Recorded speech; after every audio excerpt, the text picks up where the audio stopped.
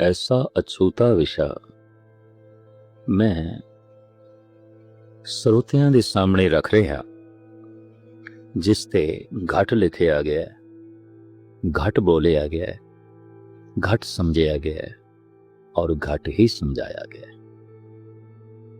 ये है स्त्री औरत। किसी हद तक पुरुष की दुनिया एक वस्तु ही रही है। जिस तरह वस्तुओं के बकायदा बाजार ने, क्लॉथ मार्केट, फ्रूट मंडी, सब्जी मंडी, लकड़ मंडी, लोहा मंडी, हूबहू सारी दुनिया विच बकायदा इस्त्रियां दे बाजार रहे ने और अज भी हैगे ने। जिथे इस्त्री बिकदी है, उहदी असमत बिकदी है, पुरुष खरीददा है। इसदी निगाह दे करीबन इस्त्री वस्तु ही रही है। समय की तब्दीली नाल भावें कुछ सत्कार, आदर, सन्मान वधिया होवे, लेकिन फिर भी चलो इस्त्रियां दे बाजार अज सारे मुल्कां च ना होवन, पर वस्तुआं नूं इस्त्री नूं ही अगे करके वेचिया जांदा है। किसी हद तक मुगालता हुंदा है, वस्तु वेची जा रही है या इस्त्री।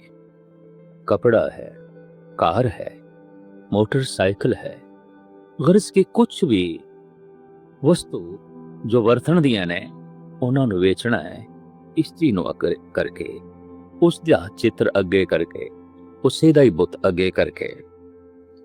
क्या ये सारियां वस्तुआं केवल स्त्री इस्तेमाल करदी है?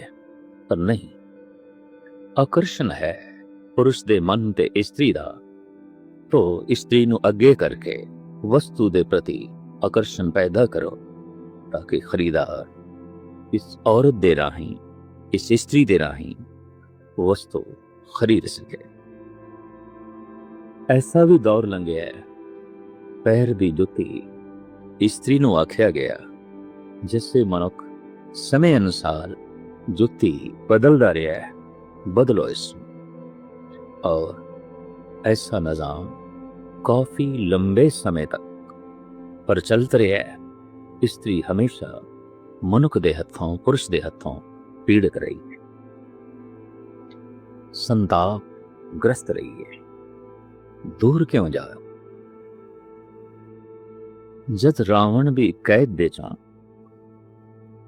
सीता नूं रिहा करके लियांदा गया, लंका नूं फतेह करके मसला खड़ा हो गया सीता दी अग्न परीक्षा दा। ऐसा भारत दे प्राचीन समय तो एक ख्याल चले आ रहा है कि अग्न ही शोध कर सकती है, अग्न ही हर वस्तु नूं पवित्र कर सकती है। जैसे सोने नूं अग विच पा के शुद्ध कीता जांदा है, धातुआं सारियां ही अग्न द्वारा शुद्ध कीतियां जांदियां हैं। और कुछ पुराने वहमी मनुख ते भांडियां दे भी जितने चिर तक अग ना पा लैन, उसकी शुद्धि नहीं मनते, पवित्रता नहीं बनते। अग्न ही शुद्ध करेगी। लिहाजा हालात इत्थे तक चले गए। मनुख शुद्ध है, विचारां दे तल ते, मानसिक तल ते, शरीरक तल ते ये शुद्ध है, ये पावन है। इसकी परीक्षा भी अग्नि ही करेगी। तो कहने सीता दी अग्न परीक्षा हुई। वक़्त दा अवतारी पुरुष अग्न परीक्षा विच सीता नूं पाउंदा है।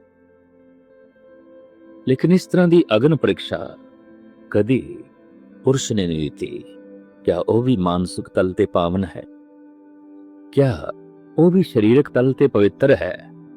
इसकी लोड़ क्यों कि हमेशा पुरुष प्रधान समाज रहा है। स्त्री अनंत काल तो गुलाम रही, मोहताज रही, पीड़ित रही, सताई जाती रही। तो सीता ने इस तरह इतिहास या मितिहास कहता है कि अग्न परीक्षा देनी पई। बलदी हुई चिता ते सीता नूं बिठाया गया। ਔਰ ਜਿਸ ਦਿਨ ਅੱਗ ਦੇ ਪੀਤਾ ਨੂੰ ਝੋਂਕਿਆ ਗਿਆ ਹੈ, ਅੱਜ ਤੱਕ ਭਾਰਤ ਵਿੱਚ ਇਸਤਰੀ ਜ਼ਿੰਦਾ ਜਲਾਈ ਜਾ ਰਹੀ ਹੈ। ਔਰ ਇਹ ਸਿਲਸਿਲਾ ਅਜੇ ਤੱਕ ਵੀ ਜਾਰੀ ਹੈ। ਬਹਾਨੇ ਅਨੇਕਾਂ ਹੋ ਸਕਦੇ ਨੇ ਇਸਤਰੀ ਨੂੰ ਜਲਾਉਣ ਦੇ, ਲੇਕਿਨ ਜਲਾਣਾ ਚਲੇ ਆ ਰਿਹਾ। ਹੈਰਾਨਗੀ ਹੈ, ਕਿਧਰੇ ਦਹੇਜ ਦੇ ਨਾਂ ਤੇ, ਕਿਧਰੇ ਪਵਿੱਤਰਤਾ ਦੇ ਨਾਂ ਤੇ, ਔਰ ਕਿਧਰੇ ਪੁਰਸ਼ ਦੇ ਗੁੱਸੇ ਦਾ, ਕ੍ਰੋਧ ਦਾ ਸ਼ਿਕਾਰ ਹੋਈ ਇਸਤਰੀ ਜ਼ਿੰਦਾ ਜਲਾਈ ਜਾਂਦੀ ਰਹੀ ਹੈ ਔਰ ਜਲਾਈ ਜਾ ਰਹੀ ਹੈ। ਇਹ ਠੀਕ ਹੈ, ਸਾਰੀ ਦੁਨੀਆ ਵਿੱਚ ਆਵਾਜ਼ਾਂ ਉੱਠੀਆਂ ਨੇ ਔਰ ਇਸਤਰੀ ਨੇ ਵੀ ਆਵਾਜ਼ ਉਠਾਈ ਹੈ ਪੁਰਸ਼ ਦੀ ਬਰਾਬਰੀ ਦੀ। ਅਧਿਕਾਰਾਂ ਦੀ ਬਰਾਬਰੀ ਮੰਨੀ ਜਾ ਸਕਦੀ। ਈਸ਼ਵਰ ਦਾ ਚਿੰਤਨ ਤੇ ਆਨੰਦ ਪਾਉਣ ਦਾ ਅਧਿਕਾਰ ਜਿੱਥੇ ਪੁਰਸ਼ ਦਾ ਹੈ, ਇਸਤਰੀ ਦਾ ਵੀ ਹੈ। ਮਾਣ ਸਨਮਾਨ ਜਿੱਥੇ ਪੁਰਸ਼ ਨੂੰ ਚਾਹੀਦਾ ਹੈ, ਇਸਤਰੀ ਨੂੰ ਵੀ ਚਾਹੀਦਾ। ਲੇਕਿਨ ਬਰਾਬਰੀ ਤੋਂ ਮੁਰਾਦ ਕਿਧਰੇ ਇਹ ਨਾ ਸਮਝ ਲਈ ਜਾਵੇ ਕਿ ਹਰ ਤਲ ਤੇ ਬਰਾਬਰੀ। ਹਰ ਤਲ ਤੇ ਬਰਾਬਰੀ ਤਾਂ ਪ੍ਰਮਾਤਮਾ ਨੇ ਹੀ ਨਹੀਂ ਕੀਤੀ। ਇਸਤਰੀ ਤੇ ਪੁਰਸ਼ ਦਾ ਤਨ ਅਲੱਗ ਬਣਾਇਆ ਹੈ, ਵੱਖ-ਵੱਖ ਬਣਾਇਆ। ਔਰ ਜਿੱਥੇ ਤਨ ਦਾ ਢਾਂਚਾ ਪ੍ਰਭੂ ਨੇ ਅਲੱਗ ਬਣਾਇਆ ਹੈ, ਮਨ ਦਾ ਢਾਂਚਾ ਵੀ ਪ੍ਰਭੂ ਨੇ ਅਲੱਗ ਬਣਾਇਆ ਹੈ। ਦੋ ਵਿਪਰੀਤ ਰੰਗਾਂ ਨਾਲ ਤਸਵੀਰ ਬੜੀ ਸੋਹਣੀ ਬਣਦੀ, ਅੱਛੀ ਬਣਦੀ। ਵਿਰੋਧੀ ਸੁਰਾਂ ਤੇ ਹੀ ਸੰਗੀਤ ਦੀ ਧੁਨ ਖੜੀ ਹੈ। ਕਦੀ ਬਗੌਰ ਮੁਤਾਲਾ ਕਰੀਏ, ਕਾਲਾ ਰੰਗ चिट्टे जैसा नहीं है, चिट्टा पीले जैसा नहीं है, पीला लाल जैसा नहीं है, लाल हरे जैसा नहीं है, पर इन्हां विरोधी रंगां दे सुमेल नाल ही कोई सुंदर तस्वीर बनदी है। हूबहू विरोधी सुरां ते ही खड़ा है। संगीत किसी एक सुर ते किसी संगीत दी धुन नूं जन्म नहीं दिता जा सकता। विरोधी जो है सुरां चाहीदियां ने। संसार संगीतमई होवे, संसार सुंदर होवे, तो ये दो विरोधी सुर ने, जिस इंज कह लीए तीव्र सुर है पुरुष, कोमल सुर है स्त्री। संगीत दा बोध रखण वाले इस गल नूं समझदे ने, कुछ सुरां कोमल ने, कुछ सुरां तीव्र ने, और इसदा सुंदर संगीत दा जन्म होंदा है तीव्र ते कोमल सुरां नाल। स्त्री कोमल है, तभी तो एक आलम ने कह देता है ज़हूरे जन से पुर रौनक कायनात। कायनात दे दुनिया दे संसार विच अगर कुछ रौनक है, कुछ रस है, तो स्त्री करके पुरुष इससे रस नूं विस्तार देंदा है। स्त्री एक रस है, रस फैल सके पुरुष चाहिए। इन्हां दोहां दी अपनी अपनी लोड़ है। जैसे मलाह नूं एक पासे कर दईए तो बेड़ी भी बेमैनी हो जाती है। वैद नूं एक पासे कर दईए तो जड़ी बूटियां दी खूबी भी प्रगट नहीं हो सकेगी। पवन नूं एक पासे कर दईए तो फुल्लां दी महक भी दूर दराज तक नहीं जा सकेगी। इसी तरीके दे नाल दोहां नूं अलग अलग कर दईए, स्त्री ते पुरुष नूं, दोवें बेरौनक हो जाणगे और दोवें बेमैनी हो जाणगे। लेकिन दोहां दा सुमेल कारज दी सिद्धि है। जैसे मलाह ते बेड़ी दा मेल, जैसे पवन ते फुल्लां दा मेल, जैसे वैद ते जड़ी बूटियां दा सुमेल, जैसे बीज ते धरती दा मेल, जैसे पानी ते साबण दा मेल कपड़े नूं साफ करदा है। इसी तरीके नाल स्त्री ते पुरुष दा सुमेल ही संसार दी रौनक है और जीवन सुखमई है। बराबरी हकूक दे तल ते हो सकदी है और है। जे रब्बी रस माणन दा पुरुष नूं अधिकार है, स्त्री नूं भी उतना अधिकार है। लेकिन तन ते मन दी बराबरी परमात्मा ने नहीं की। इस वास्ते कम ਕਾਰਜ ਕੁਛ ਵੰਡੇ ਹੋਏ ਨੇ। ਘਰ ਸੰਵਰਦਾ ਹੈ, ਸਥਿਰ ਰਹਿੰਦਾ ਹੈ, ਮਹਾਨ ਆਉਂਦਾ ਹੈ ਇਸਤਰੀ ਕਰਕੇ। ਪਰ ਘਰ ਦੇ ਵਿੱਚ ਬਾਹਰੋਂ ਸੁਖ ਆਂਦਾ ਰਹੇ, ਸੰਪਦਾ ਆਂਦੀ ਰਹੇ, तो भजन दौड़न ਲਈ पुरुष चाहिए। पुरुष का शरीर प्रभु ने ऐसा बनाया है स्त्री नालों ज्यादा सख्त है और ज्यादा भारी भरकम काम कर सकता है। यही कारण है कि पुरुष पहलवान नाल स्त्री पहलवान मुकाबला नहीं कर सकता। जिथे उसका मन कोमल है, शरीर भी कोमल है और इस कोमलता की लोड़ है, वरना ऐसा हो ही नहीं सकता कि संसार में कुछ कोमलता बच जाए। अगर पुरुष कोल भी कुछ कोमलता है तो ये स्त्री का गुण है, और स्त्री करके थोड़ी बहुत तरक जे स्त्री के तल ते भी मिलती है तो पुरुष करके मिलती है। वो थोड़ी बहुत ते चाहिए है ताकि उसकी कोमलता की रक्षा होवे। कुदरत का एक नियम है कि फुल्लां दी रक्षा कंडे ही करदे ने, फुल अपनी रक्षा नहीं कर सकता। सोने की रक्षा लोहे नाल आउंदी है, कोमलता की रक्षा सखी नाल आउंदी है। इसनूं प्राचीन विद्वान ते इंज भी कहंदे रहे ने, स्त्री नूं हर समय पुरुष की सख्ती की लोड़ है रक्षा लई, सुरक्षा लई। प्रथम पिता दी, पति दी, फिर पुत्र दी, तां जो है ये सुरक्षित रह सकती है, अपनी इज्जत आबरू नूं बचा के जो है रख सकती। व्यास जी ते कहा करते ने उन्हां दे बोल कि स्त्री प्रकृति की बेटी है, इत्थे इंसाफ चाहिए और प्यार चाहिए, सत्कार चाहिए। सिख साधी साहब कहते ने जिस घर दे चों स्त्री दे चीखण चिलां की आवाज बाहर आउंदी है, उस घर दे चों सुख ते संपदा मान लो बाहर जाए। वाकई उस घर दीयां खुशियां, उस घर दी शांति, उस घर दा सुकून बाहर चला जाता है जिथे स्त्री दा रुदन घर दी चार दीवारी तो बाहर चला जाए। कवि तुलसी ने स्त्री दे कुछ वख-वख रूप इस ढंग नाल जो है बयान कीते ने। स्त्री चार रूप अपने जो है रखती है, उन्होंने रामायण दे रामचरित मानस दे कवि तुलसी इस तरह जो है बयान करते हैं। जग प्रतिबरता चार विद अही, वेद पुराण सुति अस्सरी। इस तरह आखे उत्तम के अस बस मन माही, सुपने हो आन पुरुष जग नाही। उत्तम स्त्री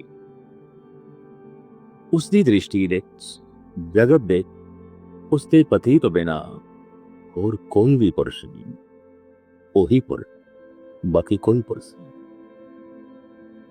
इसमें अध्यात्मिक रंगन गुरु नानक देव जी महाराज ने बड़ी सुंदर दी है। कहो नानक जिन प्रयो परमेश्वर कर जाने, धन सती दरगे परवाने। जिसने परमात्मा की झलक अपने पति रिच देखी, महाराज कहने धन है वो सतौंती, धन है वो इस कोशिश ते होई थी साडे देश ते कि स्त्री पुरुष नूं परमेश्वर आखे, परमेश्वर की झलक वो पुरुष दे चों देखे, और पुरुष स्त्री नूं देवी आखे, वो प्रभु की शक्ति की झलक स्त्री दे जो है देखे। अगर एक नूं देवी दिखाई देवे और एक नूं परमात्मा दिखाई देवे तो घर मंदिर बन जाता, घर हरि मंदिर बन जाता है।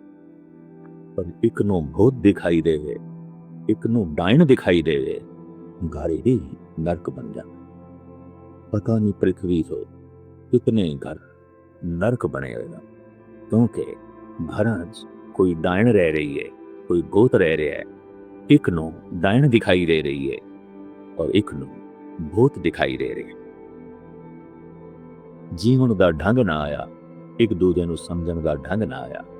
ਕਵੀ ਪੁਰਸ਼ੀ ਕਹਿੰਦੇ ਨੇ, ਜਿੱਥੇ ਚੰਗੇ ਮਾੜੇ ਪੁਰਸ਼ਾਂ ਦੇ ਚਾਹੁੰਦੇ ਨੇ, ਉੱਥੇ ਚੰਗੇ ਮਾੜੇ ਇਸਤਰੀਆਂ ਵਿੱਚ ਵੀ ਹੁੰਦੇ। ਜਿਸ ਪ੍ਰਿਥਵੀ ਤੇ ਸਿਰਫ ਦਿਨ ਨਹੀਂ ਰਾਤ ਵੀ ਹੈ, ਮਨੁੱਖੀ ਤਲ ਤੇ ਸਿਰਫ ਗੁਣ ਨਹੀਂ ਔਗੁਣ ਵੀ ਨੇ। ਉਹ ਔਗੁਣ ਪੁਰਸ਼ ਦੇ ਅੰਦਰ ਵੀ ਨੇ, ਉਹ ਔਗੁਣ ਇਸਤਰੀ ਦੇ ਅੰਦਰ ਵੀ। ਉੱਤਮ ਇਸਤਰੀ ਦੀ ਤਸਵੀਰ ਕਸ਼ੀ ਕਰਦੇ ਹਾਂ। ਤੁਲਸੀ ਕਹਿੰਦੇ ਨੇ, ਉੱਤਮ ਕੇ ਅਸ ਬਸ ਮਨ ਮਾਹੀ, ਸੁਪਨੇ ਹੀ ਆਮ ਪੁਰਸ਼ ਜਗ ਨਾਹੀਂ। ਮੱਧਮ ਪਤ ਪਰ और प्रत देखियत ऐसे, भ्राता पिता पुत्र निक जैसे। जो उस तो थले दी है उते इस तरह समझदी है, पर पुरुष नूं ये पिता है, भरा पुत्र खुदी बुच्ची पुत्तां दी होंदी। अगां चल के कवि तुलसन कहंदे ने कि बिन अवसर भय कह रहे जोई, आदम सोनार जानो जग सो। बिना अवसर मिलिया, बिना मौका मिलिया, उसने बस अपनी असमत साम के रखी है, वरना वो लुटान नो तैयार है। ये सब तो नीच, ये सब तो निखिद। अगर ऐसा निखिदपना इस्त्री ते लागू होंदा है, फिर पुरुषां ते लागू होंदा है। पर गुणां दे तल ते अगर देखिए तो जिथे पुरुष रब दे गुण प्राप्त कर सकता है, इस्त्री प्राप्त कर सकती। घर विच धन संपदा है, वाकई उस दे जे अद्धा अधिकार पुरुष दा है, अद्धा अधिकार इस्त्री। अज दे कानून भी ऐसा मनन लगते हैं। ये गल वखरी है कि पुरुष दा अहंकार बराबरी देण नूं अजे भी तैयार नहीं हूं, लेकिन इस हद तक ते बराबरी मनी जाएगी। शरीर अलग है, मन अलग है, जिम्मेवारियां अलग अलग ने। अगर पुरुष स्त्री की नकल करे, स्त्री वर्गा बनना चाहे, मुश्किल। और अगर स्त्री पुरुष की बराबरी करके पुरुष जैसा बनना चाहे, ये उसकी सब तो वड्डी भुल हो गई। क्यों कि पुरुष जैसा जब तन नहीं है, तो मन भी पुरुष जैसा नहीं। पुरुष जैसे कपड़े पा के, पुरुष जैसियां जुतियां पा के, पुरुष जैसी चाल चल के, पुरुष जैसे बोल बोल के, और पुरुष की तरह ही गंदे नशे जो है करके, स्त्री पुरुष जैसी तो नहीं हो सकेगी, पर स्त्री जैसी भी नहीं रहेगी। हाँ, तीनों बारों भी समझाया जा सकता है। अगर चमेली गुलाब जैसा होने की कोशिश करे तो गुलाब पे नहीं हो सकेगी, पर चमेली भी होने को शायद रह जाए। जिथे जिथे स्त्रियां ने बैरूनी तलते पुरुष की बराबरी करनी चाहिए, पुरुष की तरह ही काम करना है, पुरुष वालियां जिम्मेवारियां चुकनियां ने, तो होया कि घर उजड़ गए। सियाणे ते कह रहे ने, पृथ्वी के बस हुण मकान ही मकान दिखाई देंदे ने, घर ते दिखाई नहीं देंदा। घर ते ओ जो वसदा है, रसदा है, तो घर वसदा है। स्त्री करके कि जब घरों स्त्री ही निकल जाए पुरुष की तरह, तो घर घर ना रहा, वो तो मकान हो जाओ, इट्टां दी ढेरी रह गए।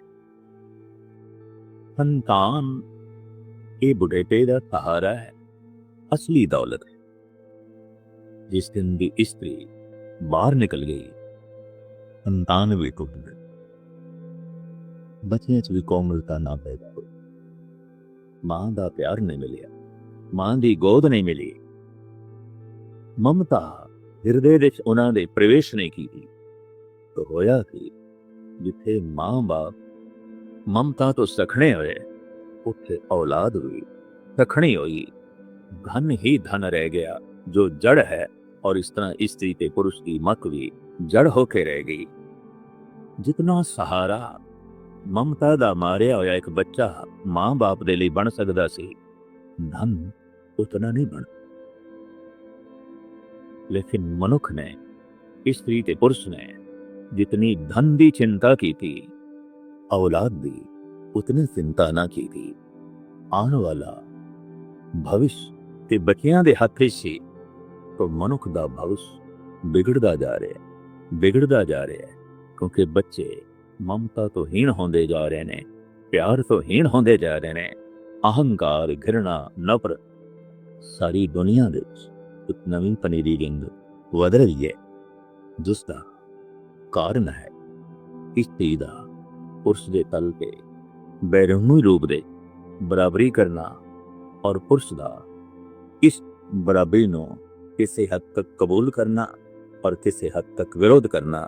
ਲੇਕਿਨ ਇਸ ਨਾਲ ਘਰ ਨਹੀਂ ਰਹੇ, ਬਸ ਘਰ ਮਕਾਨ ਬਣ ਕੇ ਜੋ ਹੈ ਰਹਿ ਗਏ ਨੇ।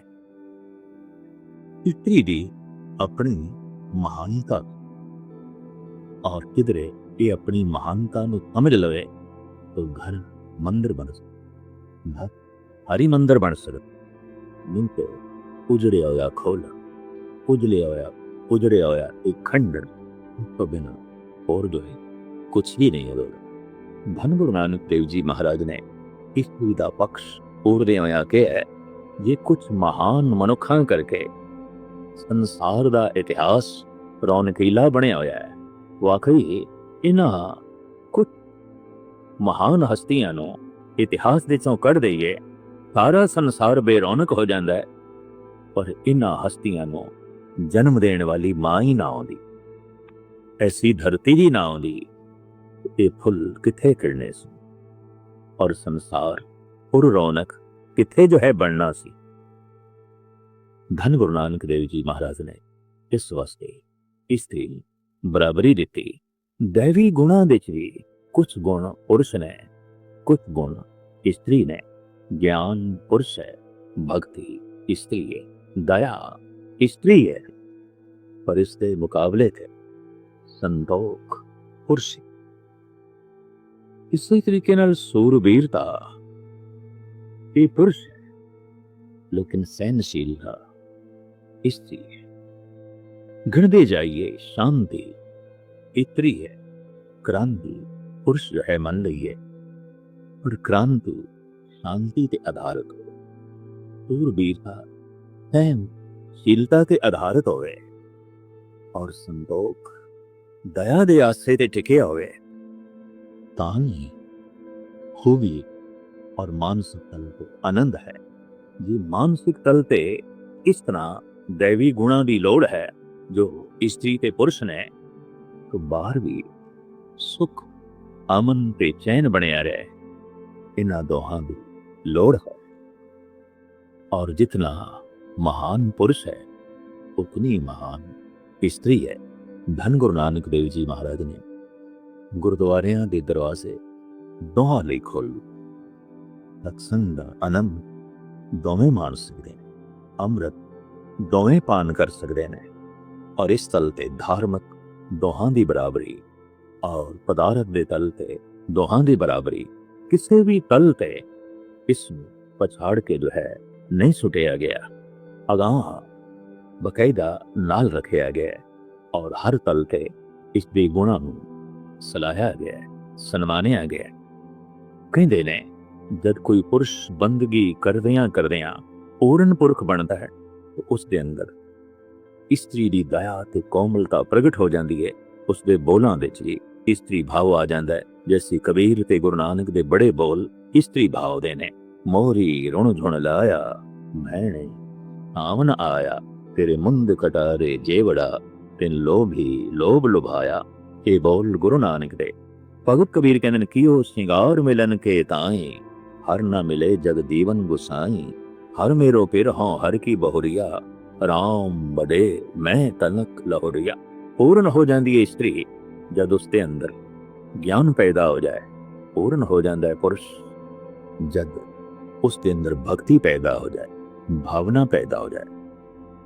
ਯਕੀਨ ਜਾਣੋ, ਉਹ ਅੰਮ੍ਰਿਤ ਦੀ ਛੈਣੀ ਨਾਲ ਸ਼ਰਾਬ ਦੀ ਬੋਤਲ ਤੋੜਨਾ ਚਾਹੁੰਦਾ ਹੈ।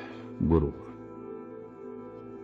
ਉਹ ਸੱਚ ਦੇ ਹਥੌੜੇ ਨਾਲ ਝੂਠ ਨੂੰ ਤੋੜਨਾ ਚਾਹੁੰਦਾ ਹੈ। ਉਹ ਪ੍ਰੇਮ ਦੇ ਛੇਣਿਆਂ ਨਾਲ ਨਫ਼ਰਤ ਤੇ ਘਿਰਣਾ ਨੂੰ ਤੋੜਨਾ ਚਾਹੁੰਦਾ ਹੈ। ਉਹ ਏਕਤਾ ਦੀ ਹਥੌੜੀ ਨਾਲ ਦੁਬਦਾ ਨੂੰ ਮਿਟਾਉਣਾ ਚਾਹੁੰਦਾ ਹੈ। ਪਰ ਮਨੁੱਖ ਕਹਿੰਦਾ ਨਹੀਂ, ਇਹ ਹਥੌੜੀ ਆਪਣੇ ਕੋਲ ਰੱਖ, ਇਹ ਛੇਣੇ ਆਪਣੇ ਕੋਲ ਰੱਖ, ਇਹੀ ਤੇ ਮੇਰਾ ਜੀਵਨ ਹੈ, ਇਸੇ ਤੇ ਮੈਂ ਜੀਵਨ, ਇਸੇ ਤੇ ਰਸ ਹੈ। ਕਹਿੰਦੇ ਰਹੇ ਅਵਤਾਰ, ਮੈਨੂੰ ਤਰਾਸ਼ਣ ਦੇ, ਟੁਕੜੇ ਅਲੱਗ ਕਰਨ ਦੇ, ਤੂੰ ਪਰਮਾਤਮਾ ਹੋ ਜਾਏਗਾ, ਈਸ਼ਵਰ ਹੋ ਜਾਏਗਾ। ਪਰ ਮਨੁੱਖ ਵੀ ਐਸਾ ਢੀਠ ਹੈ, ਮੈਂ ਜੈਸਾ ਠੀਕ ਹਾਂ। ਇਸ ਵਾਸਤੇ ਯਕੀਨ ਜਾਣੋ, ਮਨੁੱਖ ਦਾ ਢੀਠਪਣਾ ਨਹੀਂ ਹਾਰਿਆ, ਪੈਗੰਬਰਾਂ ਦੀ ਮਿਹਨਤ ਹਾਰ ਗਈ, ਅਵਤਾਰਾਂ ਦੀ ਮਿਹਨਤ ਹਾਰ ਗਈ, ਗੁਰੂਆਂ ਦੀ ਮਿਹਨਤ ਹਾਰ ਗਈ। ਇੱਕ ਆਲਮ ਦਾ ਕਹਿਣਾ ਹੈ, हजारों खिजर पैदा कर चुकी है नस्ल आदम की, ये सब तस्लीम लेकिन आदमी अब तक भटकता है। ठीक है, मन दिया उस्ताद ज़ौक़। हजारों खिजर पैदा कर चुकी है नस्ल आदम की, ये मनुख, ये मनुखां दी नस्ल पता नहीं कितने पैगंबरां नूं जन्म दे चुकी है, कितने अवतारां नूं जन्म दे चुकी, कितने गुरु आए, और गुस्ताखी माफ सारी असफल गए। बड़ी छोटी जी जबान नाल मैं बहुत वड्डी गल कर रहा, सब असफल गए। सब कोल हथौड़ी भी सी, छेणे भी हैगे सन, ते सारे तरले भी लेंदे रहे, मैं तेनू रब दा रूप बना दें, मैं तेनू खुदा जैसा बना दें। और एक दफा ते खुदा नू भी सजदा करना पेगा, मैं तेनू ऐसा बना दें। मनुख राजी नहीं होया, नहीं। संतराज सफल होए ने, पत्थर नू मूर्ति बनाने दे, अवतार सफल नहीं होए मनुख नू परमात्मा बनाने दे।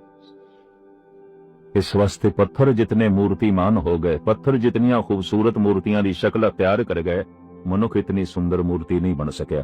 इस वास्ते मनुखा नू भी पत्थरां दियां मूर्तियां वेखणियां पैंदियां, क्योंकि मनुख ते मूर्तिमान होया नहीं, पत्थर मूर्ति हो गए। मनुख ते सुंदर होया ना, पत्थर सोना हो गया। मनुख ते काबले दीद बनया ना, पत्थर काबले दीद बन गया। मनुख ते ऐसा होया ना कि सिर झुक सके, तो पत्थर ऐसा होया सिर झुकया। एक संत राश ने पत्थर नू ऐसा बनाया, इंज कह लो रूहे जमीन ते 80% लोग बुत परस्त ने। सारा बुद्धिस्ट, बौद्ध धर्म महात्मा बुद्ध दी मूर्ति दे अगों झुकदा है। सारा हिंदू धर्म मूर्तियां दी पूजा करदा है। सारा दा सारा जैन धर्म मूर्तियां दा पुजारी है। भावें ईसाईयत बुत परस्त ना होवे, पर चर्च दे अंदर ते ईसा दी मूर्ति है, तसव्वुर दे ते है। इतनी दुनिया पत्थर दी बनी हुई मूर्तियां दे अगों झुक रही है। संतराश एक पत्थर नू घड़ के पत्थर दा भगवान बनाने दे सफल होया है। एक अवतार पैगंबर मनुख नू घड़ के मनुखी भगवान बनाने दे सफल नहीं होया। ये अर्ज करते हैं, ये है कदी कदाई कोई कबीर जैसा, कोई रविदास जैसा। राम कबीरा एक भय हैं, कोई न सके पछानी। कबीर राजी हो गया, सब कुछ फालतू टुकड़े अलग कर देते, कबीर राम जैसा हो गया। तो मैं अर्ज करा, पत्थर इनकार नहीं करता कि मैनू ना घड़ा। संतराश जैसा घड़ी जांदा है, बनाई जांदा उस। मनुख इनकार करता है, नहीं इत्थे हथौड़ी ना वार, इत्थे छेना ना वार, ते छोड़ छेने हथौड़ियां हैं कि मैं फिर अर्ज करा, वो प्रेम दे छेने नाल नफरत दे टुकड़े नू अलग करना चाहता है। वो एकता दी हथौड़ी दे नाल दुबदा नू तोड़ना चाहता है। वो निर्वैरता दे छेणियां नाल वैर भाव नू मिटाना चाहता है। कि मनुख कहंदा यही मिट गया तो फिर मैं जीवांगा किस तरह? जीवन का आधार ते मेरे कोल वैर विरोध, नफरत, गिरना, दुबदा, अहंकार, इसे करके तो मैं जी रहा। ਤੇ ਮਨੁੱਖ ਦਾ ਜੀਵਨ ਤੇ ਇਹੀ ਹੈ। तो फिर मनुख राजी नहीं आंदा, मनुख इनकारी आंदा है। इस वास्ते संग तराश पत्थर नूं भगवान बनाने दे सफल होए ने, अवतार मनुख नूं भगवान बनाने दे सफल नहीं होए। संग तराश एक मूर्ति नूं ईसा बनाने दे सफल होया है, ईसा किसे मनुख नूं ईसा बनाने दे सफल नहीं होया। इतनी मैं अर्ज कर दे। एक संग तराश एक पत्थर नूं भगवान कृष्ण बनाने दे सफल हो गया है, पर कृष्ण किसी मनुख नूं कृष्ण बनाने दे सफल नहीं होए। ये भी मैं अर्ज कर दें, अवतार सफल नहीं होए। की होया? कोई एक कद मूर्तिमान हो गया, कोई एक कद ऐसा जिन्हों वेखिए ते भगवान चेते आवे, कोई कद ऐसा जिन्हों वेखिए ते कलगीधर चेते आवन, गुरु गोबिंद सिंह चेते आवन, गुरु नानक चेते आवे, कोई एक कद। तो ये निराशाजनक गल है कि इहदे नाल आस नहीं बजदी। ये भी शायद उंज ही हो गया होवेगा, ये शायद अपवाद होवे। 1000 बूटे होवन ते एक नूं किधरे फल लगन ते 999 सुख सड़ जान, तो कहना पेगा शायद ये जिहड़ा एक है माली दी निगाह तो बच गया होना, तां ही एक किधरे हरा भरा हो गया, क्योंकि 999 ते सुखे पे नहीं। वो एक अपने आप नूं माली दे हत्थां दे देण नूं राजी हो गया। ठीक, तू जिस तरह मैनू सिंचदा है, तू जिस तरह मेरी रक्षा करदा है, मैं तेरे हवाले। बाकी बूटियां ने कह दिता तू सानू पानी नाल सिंचना चाहता, नहीं चाहिए। तू खाद पाना चाहता, नहीं चाहिए। तू साडे दुआले कंडियां दी वाड़ लाना चाहता, नहीं। बूटे मनुखी बूटे इनकारी हो सकते हैं, माली असफल रह गए। भावें जमीन दे उत्ते उगदे हुए बनस्पति दे बूटे फल तक पहुंचण दे सफल होंदे ने, एक मनुख बूटा है जो फल तक पहुंचण दे सफल नहीं होंदा, इनकार कर देंदा माली ने। तो महर्ष करे असी सारियां दे तन अलग अलग ने, मन किधरे किसे नाल एक हो सकता है। उंज मन भी सारियां दे अलग अलग ने, हर एक दी सोचनी अलग अलग, अलग दे विचारां अलग अलग, हर एक दियां यादां दे कुछ अलग अलग चलदा है। पर किधरे किधरे बहुत प्यारा लगन लग पैंदा, कौन? जो मेरी सोचनी है ओही दूजे दी सोचनी है, जो दूजे दे विचार ने ओही मेरे विचार ने, जिसनू मैं याद कर रहा हूं मैनू याद कर रहा है। यादां एक हो गई ने, विचार एक हो गए ने, सोचने एक हो गई, इसनू कहंदे ने मन एक हो गया। पर कितने क नाल होवेगा? आप दी ज्ञात लई अर्ज करां, औखे ना होना। एक सच्चाई मैं बयान कर रहा, एक कौम उन्हां दा भी सारियां दा मन एक नहीं हुंदा, तो हर कौम दे विच भी झगड़े ने। सिख दा सिख नाल झगड़ा, मुस्लिम दा मुस्लिम नाल झगड़ा, हिंदू दा हिंदू नाल फसाद सारी दुनिया च मौजूद है। सारी कौम दा मन एक नहीं हुंदा, सारे देशवासियों का एक मन नहीं होंदा। ये तो दूर दी गल, सारे परिवार का मन एक नहीं होंदा, कतई एक नहीं होंदा। सीमित होंदे जाओ तो परिवार भी बहुत बड़ा हो सकता है, दो भरावां का मन भी एक नहीं होंदा, प्यो पुत्र का भी मन एक नहीं होंदा, पति पत्नी का भी मन एक नहीं होंदा। सोचनी नहीं मेल खांदी, विचार नहीं मेल खांदे, यादां नहीं मेल खांदियां। मन दे तल ते उस नाल संबंध जुड़ जांदा है जिस नाल विचार मेल खा गए, सोचनी मेल खा गई, यादां दा जोड़ जुड़ गया। तो तन सारियां दे अलग अलग ने, एक जैसे नहीं ने। मन भी सारियां दे अलग अलग ने, किधरे दो मन एक हो जांदे ने। आत्मा सारियां दी एक है, कीड़ी तो लेके हाथी तक, जर्रे तो लेके सूरज तक आत्मा एक कोई। मुकम्मल एकता उसे दिन आउंदी है जब कोई आत्मा दे तल ते जींदा है, फिर सारे ही अपने दिखाई देंदे ने। गुरु अर्जन देव जी महाराज दा फरमान, सबको उम्मीद हम आपन के ना, हम सबना के साजन। मैं एक दिन इस्लामी इतिहास पढ़ रहा सी। हसन ने ਰਾਬੀਆ ਕੋਲੋਂ ਕੁਰਾਨ ਸ਼ਰੀਫ ਪੜਨ ਵਾਸਤੇ ਮੰਗੀ, ਬਈ ਲਿਆ ਮੈਂ ਪੜਨੀ ਹੈ। ਪੋਥੀ ਲਿਆ, ਕਿਤਾਬ ਲਿਆ, ਪਰ ਇੱਕ ਆਇਤ ਦੇ ਉੱਤੇ ਰਾਬੀਆ ਨੇ ਹੜਤਾਲ ਫੇਰੀ ਹੋਈ ਸੀ, ਮਿਟਾਈ ਹੋਈ ਸੀ। ਤੇ ਹਸਨ ਕਹਿੰਦਾ, ਇਹ ਤੂੰ ਕੁਫਰ ਕਿਉਂ ਤੋਲਿਆ, ਇਹ ਕਿਉਂ ਕੀਤਾ ਹੈ, ਇਹ ਤੇ ਤੈਨੂੰ ਕੋਈ ਹੱਕ ਨਹੀਂ, ਐਸਾ ਤੂੰ ਕਿਉਂ ਕੀਤਾ, ਇਤਿਹਾਸ ਹੈ। ਰਾਬੀਆ ਕਹਿੰਦੀ, ਇੱਥੇ ਲਿਖਿਆ ਹੈ शैतान नाल नफरत कर, शैतान से नफरत करो। नफरत रही नहीं तो मैं किस तरह करा, किस नाल करा, नहीं रही। हुण शैतान भी खुदा दिखाई देंदा है, हुण मैनू यही दिखाई देंदा है चानने दी महिमा ही नहीं हो सकती अगर अंधेरा नहीं है। भगवान जिस दे अंदर झलकदा है उस करके ही झलक रहा है, क्योंकि शैतान है। ਹੁਣ ਤੇ ਸੁਪਨ ਦੀ ਮਹਿਮਾ ਹੀ ਕਰੂਪਤਾ ਕਰਕੇ, ਤੇ ਜਿਹੜੀ ਕਰੂਪਤਾ ਸੁਪਨ ਨੂੰ ਚਾਰ ਚੰਨ ਲਾ ਰਹੀ ਹੈ, ਜਿਹੜਾ ਅੰਧੇਰਾ ਰੋਸ਼ਨੀ ਦੀ ਮਹਿਮਾ ਬਣਾ ਰਿਹਾ ਹੈ, ਉਸ ਅੰਧੇਰੇ ਦੀ ਮੈਂ ਨਿੰਦਾ ਕਰਾਂ ਤੇ ਕਿਸ ਤਰ੍ਹਾਂ ਕਰਾਂ। ਬਲੈਕ ਬੋਰਡ ਦੇ ਉੱਤੇ ਹੀ ਚਿੱਟੇ ਅੱਖਰ ਚਮਕਦੇ ਨੇ, ਚਿੱਟੇ ਬੋਰਡ ਦੇ ਉੱਤੇ ਚਿੱਟੇ ਅੱਖਰ ਨਹੀਂ ਚਮਕਦੇ। ਜੋ ਚਿੱਟੇ ਅੱਖਰਾਂ ਨੂੰ ਚਮਕਾ ਰਿਹਾ ਹੈ, ਇਹ ਕਾਲਾ ਬੋਰਡ, ਇਹ ਬਲੈਕ ਬੋਰਡ, ਤਾਂ ਮੈਂ ਕਿਸ ਤਰ੍ਹਾਂ ਨਿੰਦਾ ਕਰਾਂ ਇਸ ਬਲੈਕ ਬੋਰਡ ਦੀ। ਇਹ ਨਾ ਹੋਵੇ ਤੇ ਅੱਖਰ ਚਮਕਦੇ ਵੀ ਨਹੀਂ, ਕਿਤੇ ਇੱਕ ਦੂਜੇ ਦੇ ਆਸਰੇ ਤੇ ਜਗਤ ਖੜਾ ਹੈ। ਇੱਕ ਨੂੰ ਪਰੇ ਕਰੋ ਤੇ ਗੱਲ ਬਣਦੀ ਨਹੀਂ। ਪੰਚਦਸ਼ੀ ਦੇ ਚ ਇੱਕ ਗਾਥਾ ਹੈ, ਇੱਕ ਮਹਿਲ ਤੋਂ ਇੱਕ ਇੱਟ ਉੱਪਰ ਹੈ ਸਭ ਤੋਂ, ਚੌਬਾਰੇ ਦੀ ਇੱਕ ਇੱਟ ਥੱਲੇ ਸੀ। ਦੋ ਇੱਟਾਂ ਦੀ ਗੁਫ਼ਤਗੂ ਲਿਖੀ ਹੈ ਇੱਕ ਸੰਤ ਨੇ ਪੰਚਦਸ਼ੀ ਦੇ ਚ।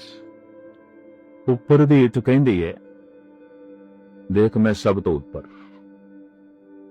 दूरों दिखाई देनी है, तू सब तो थल्ले दबी हुई, तेरे तक तो किसी की निगाह भी नहीं जाती, तेनू तो कोई देखदा भी नहीं, तू तो बिल्कुल थल्ले। देख सारियां दी निगाहां दा मैं पातक, सारियां दी निगाहां मेरे ते पैंदियां, सब मैनू देखदे ने, मैं सारियां दे सामने। थल्ले दी इट ने आखे, ठीक है सारियां दी निगाहां तेरे ते, सब तैनू देखदे ने, पर मैं जे किधरे थल्ले ना आवां तो तेरा उपर होना भी नहीं हो सकता। अगर मैं थल्लों निकल जावां तो तेरा उपर होना भी गया। तेरा उपर होना इस वास्ते है, तेरा उच्चा होना इस वास्ते कि मैं नीवी हां, तो फिर मैं किस तरह नीवी हुई, क्योंकि तेरा उच्चा होना मेरी निवान ते खड़ा है। अगर मैं बुनियाद दे जान नूं तैयार नहीं तो तू चौबारे दी ईट भी नहीं बन सकती। जिस दिन मनुख आत्मा दे तल ते जीवदा सब एक दिखाई देण लग। इसे नूं गुरु अर्जन देव जी महाराज कहंदे ने, बुरा नहीं सब भला ही है रे, हार नहीं सब जेते, दुख नहीं सब सुख ही है रे, एका एक ही नेते। कौन कहता दुख है ही नहीं, कौन कहता बुरा है ही नहीं, कुछ भी बुरा नहीं।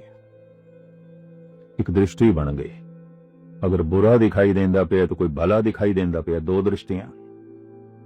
चंगा दिखाई देंदा पे तो कोई माड़ा दिखाई देंदा पे, दो दृष्टियां। पाप दिखाई दे रहा है फिर पुण्य दिखाई दे रहा है, दो दृष्टियां। पाप पुण्य ते भई कहावत, को नरक को सुरग बचावत, की पाप है की पुण्य है, नहीं गल खत्म। की स्वर्ग है की नरक है, आत्मा दे तल ते जीण वाले दे तल ते दुविधा खो जाती है। स्वर्ग नरक, जन्नत दोज़ख, सुख दुख, नफा नुकसान, इज्जत बेइज्जती, छोटा वड्डा, सुंदरता करूपता, ये दुविधा सारी मिट जाती है। शरीर दे तल ते जीण वाले वास्ते दुविधा है, दो ने, क्योंकि एक शरीर जैसा दूसरा है ही नहीं। तो एक दफा इस तरह दो वेखण दी आदत बन जाए तो सब कुछ दो ही ने। अगर कहिए वो बहुत बड़ा है तो फिर कोई छोटा भी है, वो बहुत सियाना है तो फिर कोई मूड भी है, वो बहुत सुंदर है तो फिर कोई करूप भी है।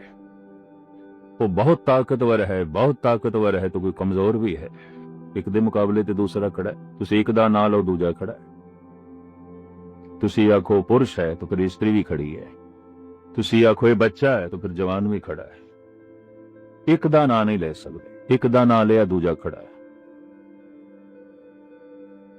ये दुविधा बनी रहेगी कि जद इस तरह दो दिखाई देंगे तो फिर फैसला भी करांगे किस दे पक्ष च खड़े होना है, दोवां दे चों, क्योंकि दो एक जैसे तो हैं नहीं। तो दुविधा बनी रहेगी, जीवन भर दुविधा बनी रहेगी। एक तन जैसा दूसरा तन नहीं है, तो एक मन जैसा भी दूसरा मन नहीं है। धन गुरु नानक ने बड़ी कोशिश की थी, नहीं मन मेल मिलते कोई गल नहीं, तो मैं अर्ज करना जो कबीर दी सोचनी है वो जयदेव दी सोचनी नहीं हो सकती। कबीर जनेऊ दा मजाक उड़ांदा है।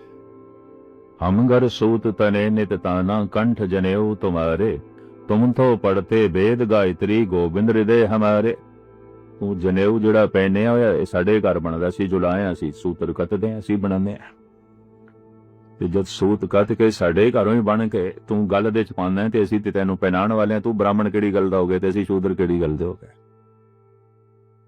वो तैन चोट करदा है। लेकिन जयदेव जनेऊ पहनदा है, ब्राह्मण है, उसदी बाणी है गुरु ग्रंथ साहिब दे। वो ब्राह्मण है, गौड़ ब्राह्मण है, बंगाली ब्राह्मण है, बड़ा विद्वान ब्राह्मण है, और बड़ा कीमती पदा है उसका गुरु ग्रंथ साहिब जी महाराज दे। परमाउद पुरख मनोपिमंग सत आद भाव रतन दरबार साहब दे जिन्हां नूं परमन तौर ते पक्के तौर ते पाठी सिंह रखना होवे ना ਉਹਦੇ ਕੋਲੇ ਪਦਾ ਪੜਵਾਉਂਦੇ ਨੇ। ਵਾਹਿਗੁਰੂ ਜੀ ਕਾ ਖਾਲਸਾ ਸ਼੍ਰੀ ਵਾਹਿਗੁਰੂ ਜੀ ਕੀ ਫਤਿਹ। ਸਾਰਿਆਂ ਨੂੰ ਪਤਾ ਲੋਹੜੀ ਦਾ ਤਿਉਹਾਰ ਹੈ ਤੇ ਸੰਤ ਮਸਕੀਨ ਜੀ ਦੀ ਇਹ ਕਥਾ ਇਸਤਰੀਆਂ ਦੀ ਇੱਜ਼ਤ ਕਿਉਂ ਘਟ ਰਹਿ ਗਈ ਬਹੁਤ ਵਧੀਆ ਤਰੀਕੇ ਨਾਲ ਸਾਰਿਆਂ ਨੂੰ ਸਮਝਾਇਆ ਗਿਆ। ਵਾਹਿਗੁਰੂ ਮਿਹਰ ਭਰਿਆ ਹੱਥ ਰੱਖੇ। ਜਿੰਨੇ ਵੀ ਭੈਣ ਭਰਾ ਕਥਾ ਨੂੰ ਸੁਣ ਰਹੇ ਆ ਸਾਰਿਆਂ ਨੂੰ ਹੱਥ ਜੋੜ ਬੇਨਤੀ ਕਿ ਆਪਣੇ ਚੈਨਲ ਨੂੰ ਜ਼ਰੂਰ ਸਬਸਕ੍ਰਾਈਬ ਕਰਿਓ ਤਾਂ ਜੋ ਅਸੀਂ ਹਰ ਰੋਜ਼ ਇਸੇ ਤਰ੍ਹਾਂ ਦੀ ਕਥਾ ਪੇਸ਼ ਕਰਦੇ ਰਹੀਏ। ਪਰਮਾਤਮਾ ਭੁੱਲਾਂ ਬਖਸ਼ਣਾ, ਸਾਰੇ ਪਰਿਵਾਰ ਨੂੰ ਚੜ੍ਹਦੀ ਕਲਾ ਵਿੱਚ ਰੱਖਣਾ, ਮਿਹਰ ਭਰਿਆ ਹੱਥ ਰੱਖਣਾ। ਵਾਹਿਗੁਰੂ ਜੀ ਕਾ ਖਾਲਸਾ ਸ਼੍ਰੀ ਵਾਹਿਗੁਰੂ ਜੀ ਕੀ ਫਤਿਹ।